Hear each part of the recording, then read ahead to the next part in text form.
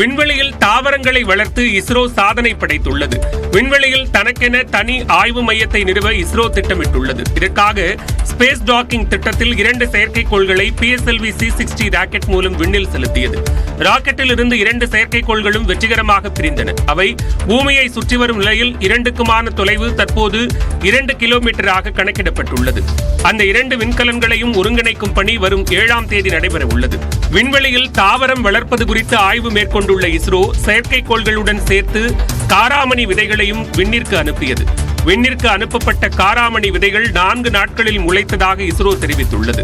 இது தொடர்பான புகைப்படத்தை வெளியிட்டுள்ள இஸ்ரோ விரைவில் இலை வரும் என எதிர்பார்ப்பதாக தெரிவித்துள்ளது. இந்த டாக்கிங் செயற்கைக்கோள்களுக்கு அடுத்தபடியாக அனுப்பப்பட்ட 24 உப செயற்கைக்கோள்களும் 355 கிலோமீட்டர் உயரத்தில் நிலைநிறுத்தப்பட்டன. அதில் ஒன்றுதான் உள்நாட்டில் தயாரிக்கப்பட்ட RRM-TD எனப்படும் ரோபோட்டிக் கரங்கள்.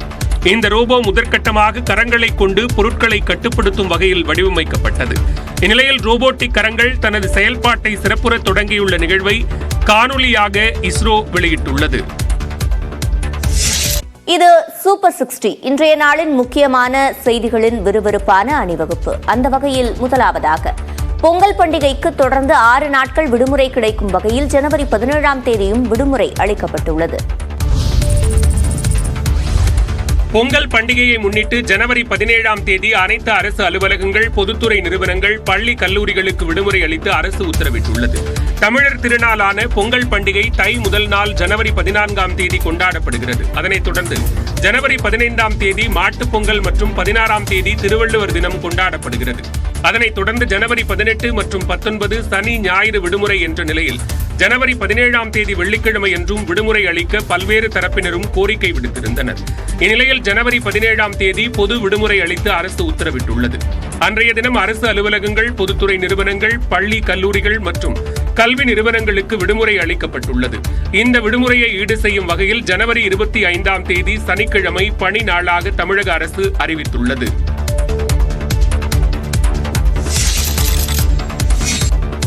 விருதுநகர் மாவட்டம் சாத்தூர் அருகே பட்டாசு ஆலையில் ஏற்பட்ட வெடிவிபத்தில் 6 தொழிலாளர்கள் பரிதாபமாக உயிரிழந்தனர். பொம்மையாபுரம் கிராமத்தில் உள்ள சாய்நாத் பட்டாசு ஆலையில் வழக்கம் போல தொழிலாளர்கள் பணியில் ஈடுபட்டிருந்தனர். பட்டாசு தயாரிக்க பயன்படும் ரசாயன கலவை செய்தபோது வேதியியல் மாற்றம் மற்றும் உராய்வு காரணமாக பயங்கர வெடிவிபத்து ஏற்பட்டது. இதில் 4 அறைகள் தரைமட்டமாகின. தகவல் அறிந்து வந்த தீயணைப்பு வீரர்கள் இடிபாடுகளை அகற்றிவிட்டு மீட்பு பணியில் ஈடுபட்டனர். இந்த கோர விபத்தில் வேல்முருகன், நாகராஜ், கண்ணன், காமராஜ், சிவக்குமார், மீனாட்சி சுந்தரம் ஆகிய 6 பேர் உயிரிழந்தனர். வெடிவிபத்தால் உயிரிழந்தவர்களின் குடும்பத்தினர் கதறி அழுதது காண்போரை கண்கலங்க செய்தது.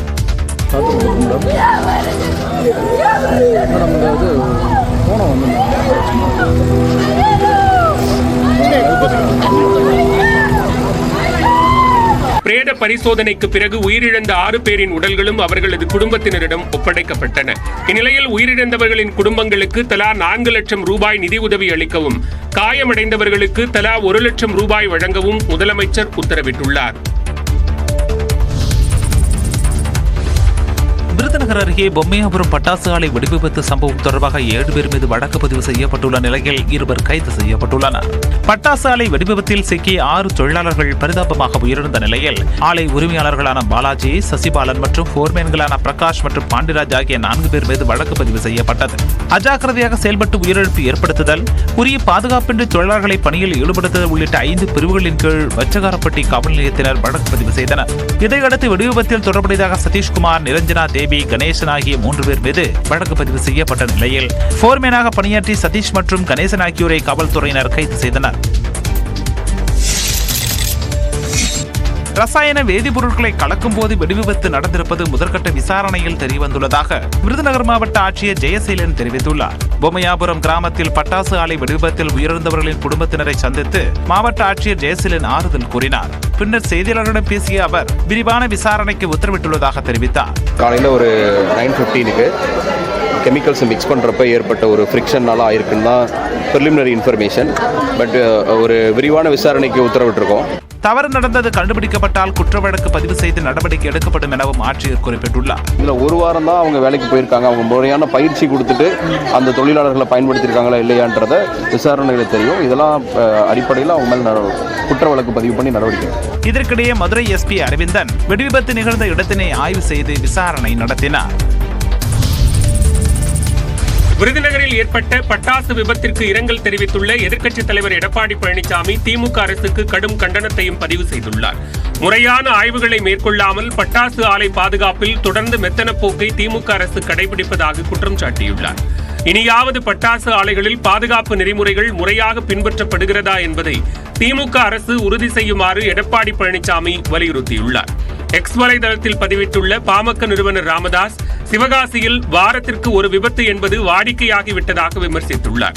பட்டாசு ஆலைகள் தொடர்பான பாதுகாப்பு விதிமுறைகள் முழுமையாக நடைமுறைப்படுத்தப்படாததுதான் இத்தகைய விபத்துக்கள் அதிகரிப்பதற்கான காரணம் என்று சுட்டிக்காட்டியுள்ள ராமதாஸ், பட்டாசு ஆலை பாதுகாப்பு விதிகளை தீவிரமாக நடைமுறைப்படுத்தி விபத்துக்களை தடுக்க வேண்டும் என்று வலியுறுத்தியுள்ளார். இதேபோன்று தனது எக்ஸ் பக்கத்தில் கண்டனத்தை பதிவிட்டுள்ள பாஜக மாநில தலைவர் அண்ணாமலை, கடந்த சில மாதங்களுக்கு முன்பே பட்டாசு ஆலைகளில் சோதனை நடத்துமாறு அரசுக்கு வலியுறுத்தியும் நடவடிக்கை எடுத்ததாக தெரியவில்லை என குற்றம் சாட்டியுள்ளார்.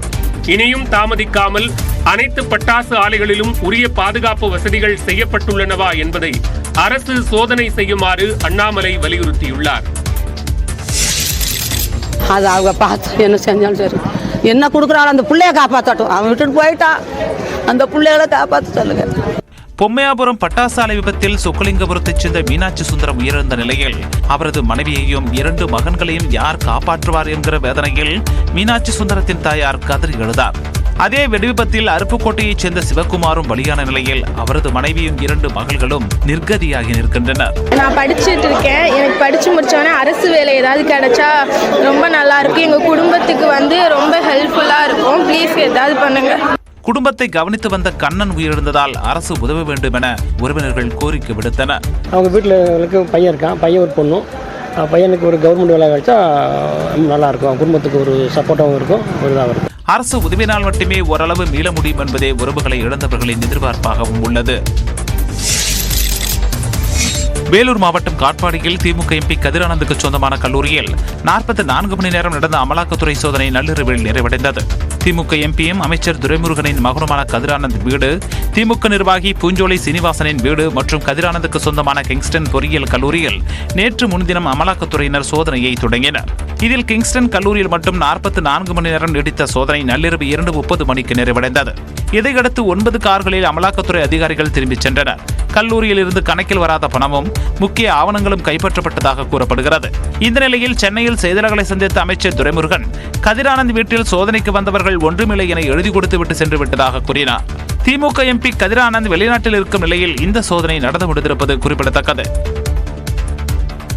நிதி வேண்டாம் நீதி வேண்டும் என உயிரிழந்த சிறுமியின் தாய் அமைச்சர் பொன்முடியிடம் கண்ணீர் மல்க கூறினார்.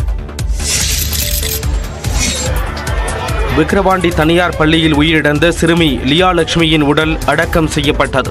விழுப்புரம் மாவட்டம் விக்கிரவாண்டியில் உள்ள செயின்ட் மேரிஸ் பள்ளியில் கழிவுநீர் தொட்டியில் விழுந்து லியா லட்சுமி என்ற 4 வயது சிறுமி உயிரிழந்தார். இதனைத் தொடர்ந்து விக்கிரவாண்டி அரசு மருத்துவமனையில் லியா லட்சுமியின் உடல் பிரேத பரிசோதனை செய்யப்பட்டு உறவினர்களிடம் ஒப்படைக்கப்பட்டது. வீட்டுக்கு கொண்டு செல்லப்பட்ட சிறுமியின் உடலுக்கு உறவினர்கள் கண்ணீர் மல்க அஞ்சலி செலுத்தினர்.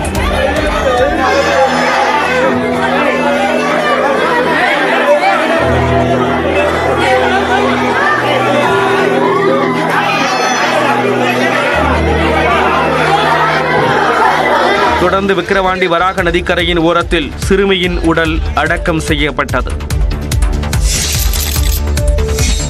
விழுப்புரம் மாவட்டம் விக்கிரவாண்டியில் தனியார் பள்ளியின் கழிவுநீர் தொட்டியில் விழுந்து சிறுமி உயிரிழந்த நிலையில் தங்களுக்கு பணம் ஏதும் வேண்டாம், மகளின் மரணத்துக்கு நீதி வேண்டும் என்று சிறுமியின் தாயார் அமைச்சர் பொன்முடியிடம் கூறினார்.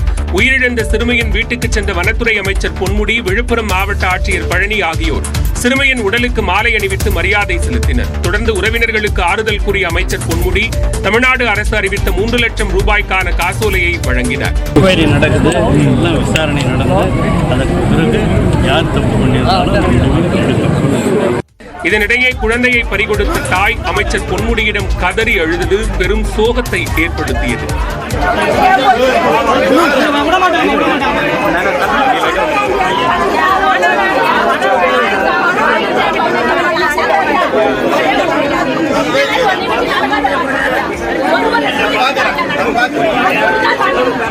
சிறுமி கழிவுநீர் தொட்டியில் விழுந்ததை செயின்ட் மேரிஸ் பள்ளி நிர்வாகம் மூடி மறைக்க முயற்சித்ததாக மாணவியின் பாட்டி கண்ணீர் மல்க குற்றம் சாட்டினார். பச்சை குழந்தைகளை பார்க்க முடியாத நிர்வாகம் எந்த நிர்வாகம் ஏன் பார்க்கல?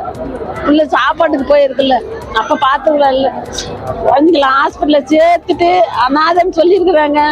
தங்களுக்கு நடந்தது இனி வேறு யாருக்கும் நடக்கக்கூடாது எனவும் சிறுமியின் பாட்டி தெரிவித்தார். விக்கிரவாண்டி சிறுமி உயிரிழந்த வழக்கில் செயின்ட் மேரிஸ் பள்ளி தாளாளர், முதல்வர் மற்றும் ஆசிரியருக்கு 10ஆம் தேதி வரை நீதிமன்ற காவல் விதிக்கப்பட்டுள்ளது. இது தொடர்பான வழக்கு விக்கிரவாண்டி நீதிமன்றத்தில் விசாரணைக்கு வந்தபோது வகுப்பு ஆசிரியர் ஏஞ்சல் மட்டும் ஆஜர்படுத்தப்பட்டார். செயின்ட் மேரிஸ் பள்ளி தாளாளர் எமில்டா மற்றும் முதல்வர் டொமினிக் மேரி ஆகியோர் உயர் ரத்த அழுத்தம் காரணமாக விழுப்புரம் அரசு மருத்துவமனையில் அனுமதிக்கப்பட்டிருந்த நிலையில் விசாரணை நடத்தப்பட்டது.